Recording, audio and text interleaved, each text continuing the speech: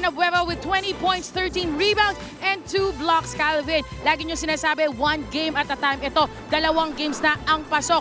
Nakita natin naging maganda ang simula ng laro nyo, pero mas naging dominant kayo pagdating ng second half. Ano ang naging pagbabago para mangyari yon? Siyempre, nung una, na-strike kami ng 3-0. Tapos ngayon, parang ngayon na yung recovery namin. Kaya nung Game 4, ngayon Game 5 talagang lumalakas yung energy namin para sa depensa. And kitang-kita naman namin lahat ng energy talagang nanggagaling sa'yo. Napapasa mo yan sa mga teammates mo. Pero nakita rin natin lumaban ng rain or shine. Ano ang kulang pa para sa Alaska para makuha nyo ang Game 6 and eventually force a Game 7? Limit namin yung mga shooter nila and then more aggressive pa sa depensa, lalo na sa rebound. Then talagang stop muna namin yung mga hustle nila. Mas tutuplin pa namin yung hustle namin tsaka depensa namin.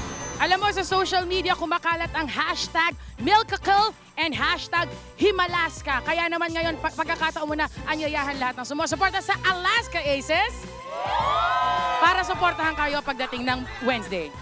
Nayaan ko yung mga fans namin na manood pa sa Wednesday. Mas gaganahan pa namin yung laro. At saka yung mga sumusuporta sa akin, kay Vice Gov, Delta Pineda, at saka sa mga sumusuporta na lalo na yung mga kamag-anak ko sa mga Davao, ate ko sa Dubai, pamilya ko, asawa ko, mama ko, yung mga anak ko. Di nanood, Wednesday, talagang kompleto na tayo. At saka, dami mga sumusuporta sa akin dito, maraming salamat sa mga teammate ko sa mga kandiya.